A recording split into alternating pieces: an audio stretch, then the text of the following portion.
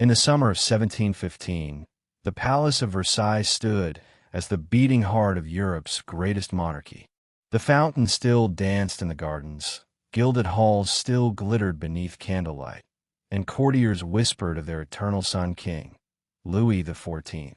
For more than 70 years, he had ruled France with absolute authority, so long, in fact, that no one alive could even remember a time before his reign.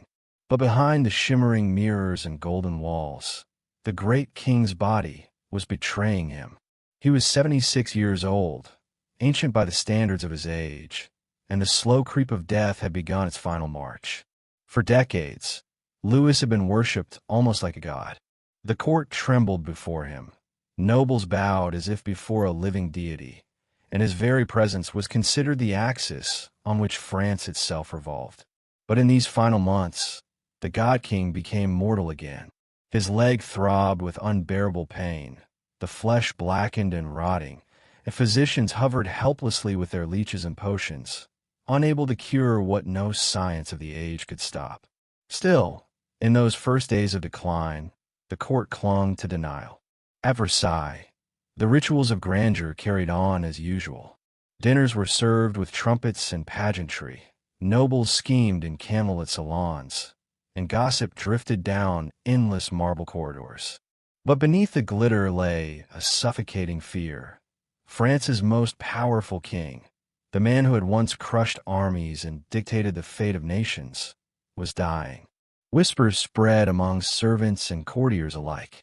Some prayed that the Sun King's brilliance might somehow burn forever.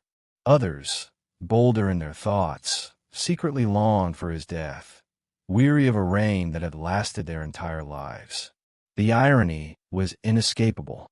Louis XIV had lived as though immortal, commissioning palaces to outlast centuries, painting his image in every hall, even declaring himself the very embodiment of the sun.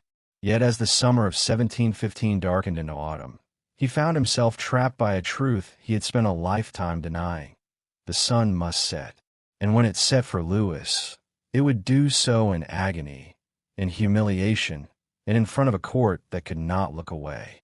As summer waned into late August of 1715, the king's illness grew impossible to ignore. Louis XIV, once the radiant Sun King, now shuffled through his chambers with slow, deliberate steps, his once proud figure hunched and weakened. The splendor of Versailles, built as a monument to his eternal glory, became instead a stage for his humiliation. His right leg had become the center of everyone's dread. A small black spot, first dismissed as a minor blemish, had spread with alarming speed. Soon it grew into a dark, gangrenous wound that devoured flesh and poisoned blood. The king himself tried to maintain his dignity, appearing in public as often as his strength allowed, but behind closed doors, he was consumed by waves of burning agony. Versailles was a palace of rituals, and even in sickness, the king could not escape them. Every morning, the lever, his ceremonial rising, continued. Courtiers crowded into his chamber, bowing deeply as they watched physicians prod at his leg, whispering diagnoses in tones of false confidence. Leeches were applied, ointments rubbed, prayers whispered, and yet the smell of rot only grew stronger. The king bore it all with stoic pride, but the reality was merciless. At night, when courtiers had withdrawn and candles flickered low, Louis groaned and prayed for relief. His body, which had once danced at endless balls and mounted a war horse with the strength of 10 men, was betraying him by inches. The physicians, desperate to preserve their own reputations, argued constantly in hushed tones. Some proposed amputation, though none dared present the idea openly to a monarch. Others insisted on endless bleeding and purges, convinced that draining the royal body would drain the disease. In truth, they had no cure, only ritual and superstition dressed in the language of science. The courtiers, meanwhile, began to whisper of succession. Who would inherit France's throne? The Dauphin was already dead, his children struck down by illness. Only a frail 5-year-old great-grandson remained, a child who could barely speak, let alone rule. Behind closed doors, factions gathered like vultures, each plotting to seize influence when the inevitable came. For now, though, they kept up the charade. Versailles still glittered with music and laughter, as if refusing to admit that the end was near. But in the private chambers of the Sun King, the air reeked of decay, and every noble who kissed his hand did so with the silent thought, how much longer can he endure? By early September of 1715, the spectacle of Louis XIV's decline had become impossible to hide. Though the courtiers still gathered for his daily rituals, they no longer saw the radiant Sun King.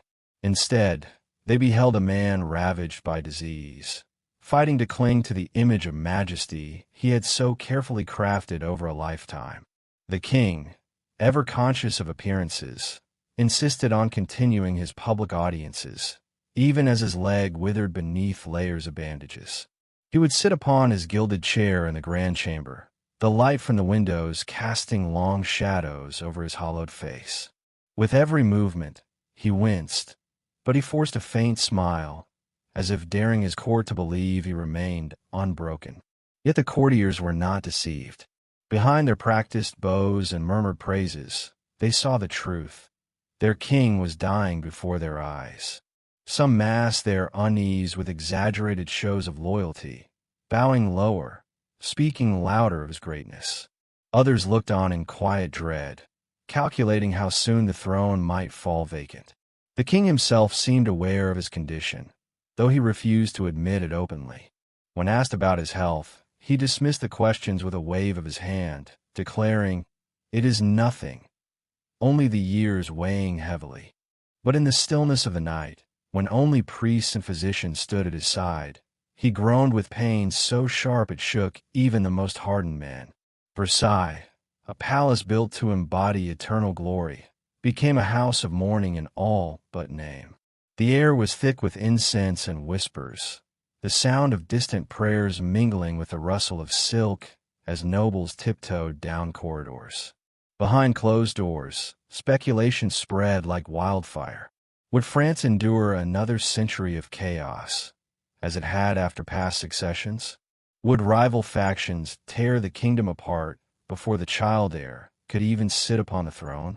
But Louis XIV, even in his agony, refused to let his legacy collapse into pity. In one of his final acts of pride, he ordered himself carried to the Hall of Mirrors.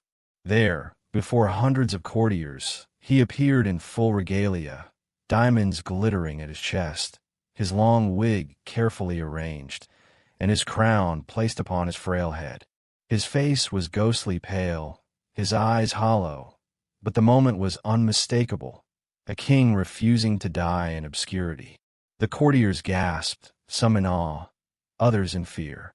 It was a performance worthy of the Sun King, one last attempt to prove that even as death tightened its grip, Louis remained the center of the universe. Yet when the ceremony ended and the courtiers dispersed, he collapsed into his chair, his body trembling, his breath shallow. The mask had slipped, and everyone in Versailles now knew the truth. Their king had only days left to live. By the final week of August 1715, the illusion of strength had shattered. The blackness spreading through Louis XIV's leg was no longer something that could be hidden beneath stockings or perfumes. The stench of rot filled the palace, overpowering even the heaviest incense. Servants burned candles by the dozen, yet the odor seeped into every corridor. Versailles, once a palace of brilliance, now reeked like a tomb. Physicians whispered among themselves, but they already knew the truth. The corruption had reached the bone, and their remedies, leeches, poultices, and endless prayers, had failed. When one surgeon finally admitted that amputation could not save him, Louis reportedly sighed and said quietly, "If I must die, let be whole." The king's body wasted away, but his mind remained terrifyingly clear. He summoned ministers to his bedside, his voice faint but resolute, issuing orders as if nothing had changed. In one moment, he spoke of fortifications on the frontier. In the next, He dictated details of his will. But the courtiers who listened knew they were hearing not the commands of a monarch, but the echoes of a fading man. On August 26th, Louis called for his 5-year-old great-grandson, the boy who would inherit the throne, as Louis XV. Witnesses described a haunting scene. The child in his miniature court dress, wide-eyed and frightened, being lifted to the bedside where the old king lay surrounded by the stench of decay. Louis pulled the boy close, his trembling hand resting on the child's shoulder, and whispered his last advice. "Do not imitate me in my love of war, nor my excessive spending. Seek to ease your people's burdens, which I have not done." It was a startling confession from the man who had ruled France with iron will for 72 years, a monarch who had once declared, "I am the state." Now, stripped of grandeur, he admitted his failures to a terrified child who could barely understand. The boy was led away in tears. He would never see his great-grandfather again. In the days that followed, Louis bid farewell to those closest to him. He spoke with his illegitimate children, wept as he blessed them, and asked his courtiers forgiveness for wrongs committed in his reign. To Madame de Maintenon, the secret wife who had shared his private life for decades, he murmured, "I thought dying would be harder." Even as fever consumed him, he clung to ritual. He demanded that his curtains be opened so all might witness his decline. "Look well," he said to those gathered. "This is what becomes of the glory of kings." The words echoed through the chamber, chilling every listener. The man who had lived like a god was now forcing his court to face the undeniable truth. Flesh rots the same, whether clothed in silk or sackcloth. As August ended, the once mighty Sun King lay surrounded not by adoration, but by whispers, prayers, and the overpowering stench of death. The court that had basked in his glory now waited only for his final breath. By late August of 1715, the once glorious Sun King was but a shadow of himself. The infection that began as a small wound on his leg had spread with horrifying speed. Day by day, the royal surgeons gathered around his bed, their faces pale beneath their powdered wigs, whispering theories, offering desperate remedies. At first, they tried leeches, attaching the wriggling creatures to the king's swollen leg, hoping they might drain the poison. Louis winced, his once commanding eyes now clouded with pain. The leeches left dark circles of blood, but the swelling only grew worse. Next came ointments, thick and foul-smelling, spread across his rotting flesh. The stench of decay filled the royal chamber. Courtiers, once eager to press close to their monarch, now covered their noses with perfumed handkerchiefs. Still, they would not leave. To abandon the king in his suffering would be seen as betrayal, and so they endured the stench of death that clung to the air. The physicians, terrified of failure, resorted to burning the wound with red-hot irons. Louis screamed, his voice echoing through the gilded halls of Versailles. The courtiers shuddered. Never had they heard their king cry out like a common man. For 70 years he had been untouchable, the embodiment of divine power. Now he was flesh, frail, failing flesh. Priests came and went, murmuring prayers, sprinkling holy water, assuring the king that God's grace was with him. But even the prayers seemed hollow in the face of such agony. "Sire," one priest whispered, "offer your pain as penance." The king tried to nod, but his teeth chattered with fever. Outside his chamber, rumors spread like wildfire. Some whispered that this was divine punishment for his pride, that God himself had struck down the Sun King for daring to place himself above heaven. Others feared it was a curse, perhaps brought on by secret sins within the palace. The infection advanced relentlessly. The leg turned black, the skin splitting open, oozing foul fluids. The odor was unbearable, seeping beyond the chamber into the corridors of Versailles. Servants wept quietly, covering their faces. Even the most loyal courtiers prayed for the ordeal to end. Day after day, the surgeons cut away pieces of dying flesh, trying to stop the spread. They cut deeper, blood soaking their instruments, but the rot always returned. The king endured it all, clenching his jaw, though sometimes tears slid down his sunken cheeks. By early September, gangrene had spread beyond his leg. His body was wasting, his skin yellowed, his breath shallow. Yet Louis insisted on dignity. "Do not pity me," he whispered. "I have lived as your king. I will die as your king." His words were brave, but his body betrayed him. He cried out in his sleep, begged for relief, and clutched at the crucifix above his bed. Those who watched knew they were seeing the fall of a god. Versailles, built to glorify his reign, seemed darker, colder. Candles flickered against the gilded walls, and shadows clung to the corners like specters. It was a death not of triumph, but of humiliation. The Sun King was consumed by rot.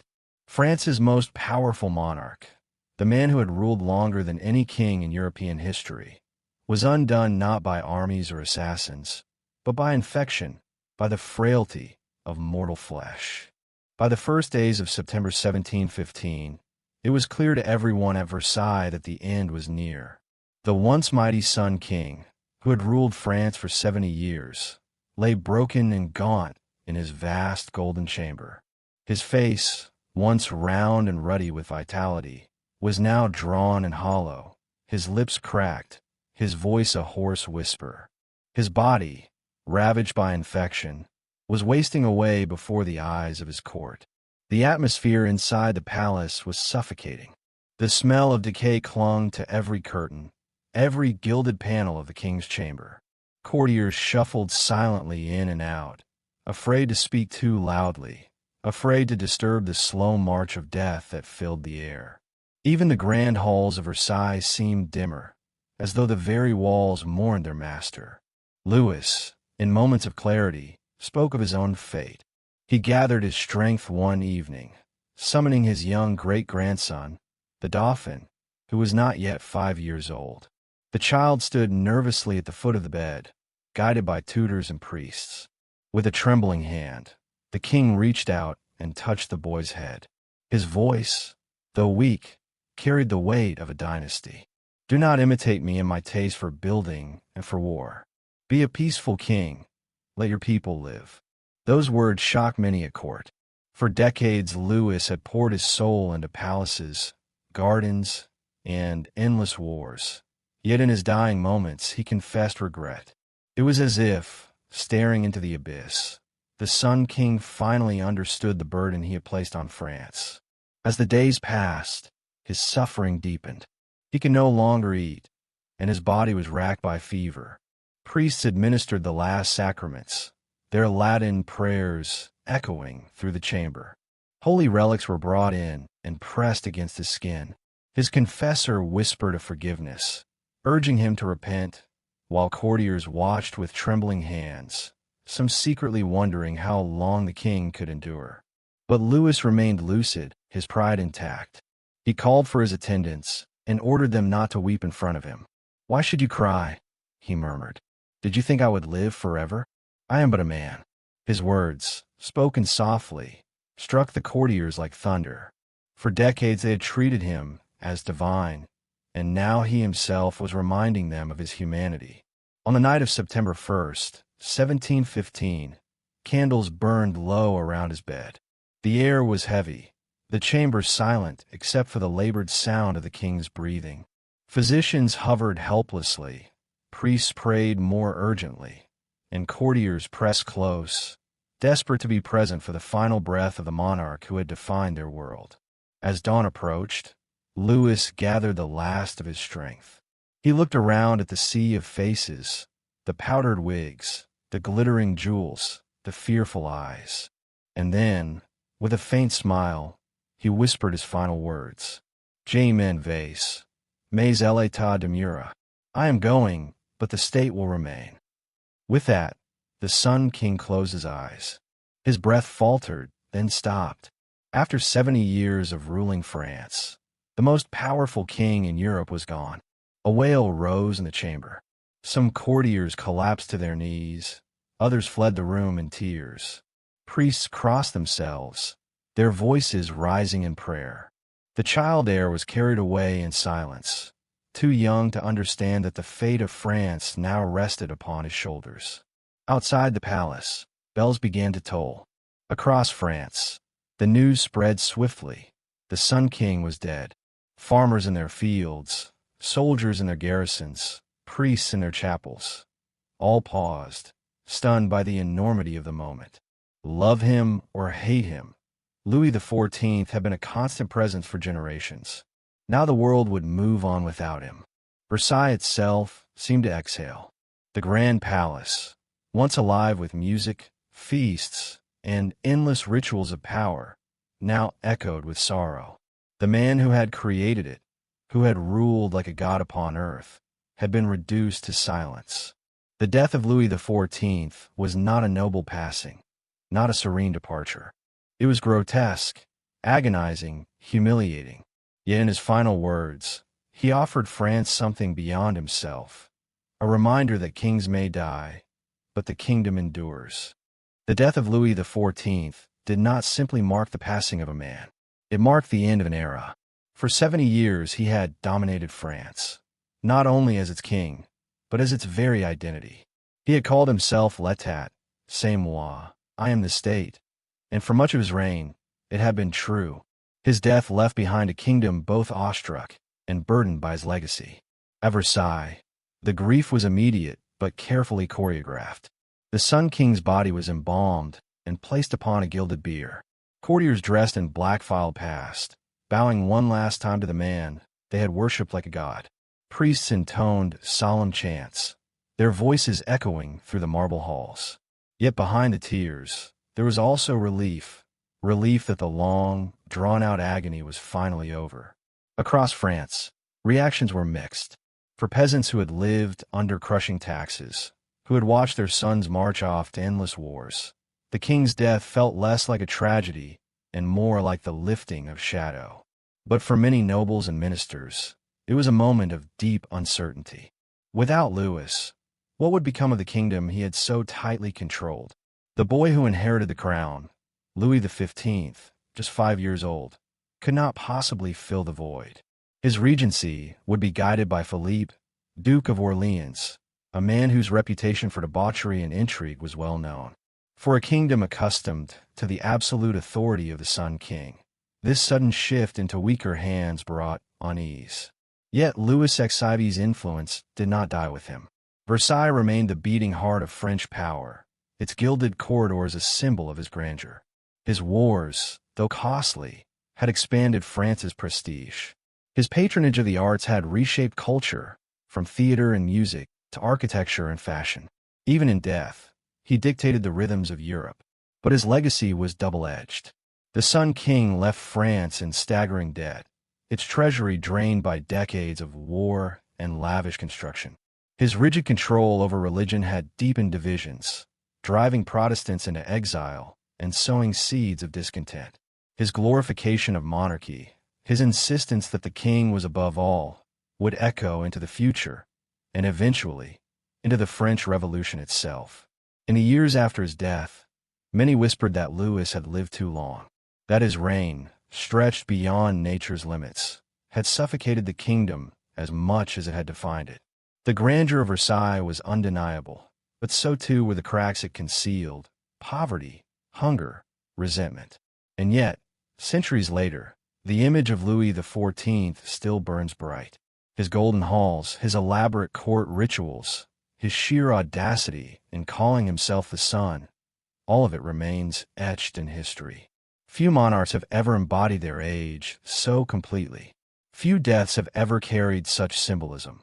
The Sun King, extinguished in darkness, his brilliance fading into shadow.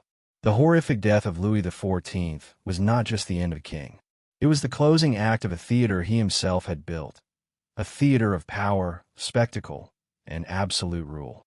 And as the bells tolled across France, they marked not just his passing, but the beginning of a new chapter, one that would eventually lead to revolution, change, and the fall of the very monarchy he had sought to make eternal. Louis XIV had once declared himself immortal in the splendor of his reign, but death humbled him as it humbles all men. His body decayed, his crown passed on, his kingdom transformed. Yet in memory, in legend, and in the echoes of Versailles, the Sun King never truly set.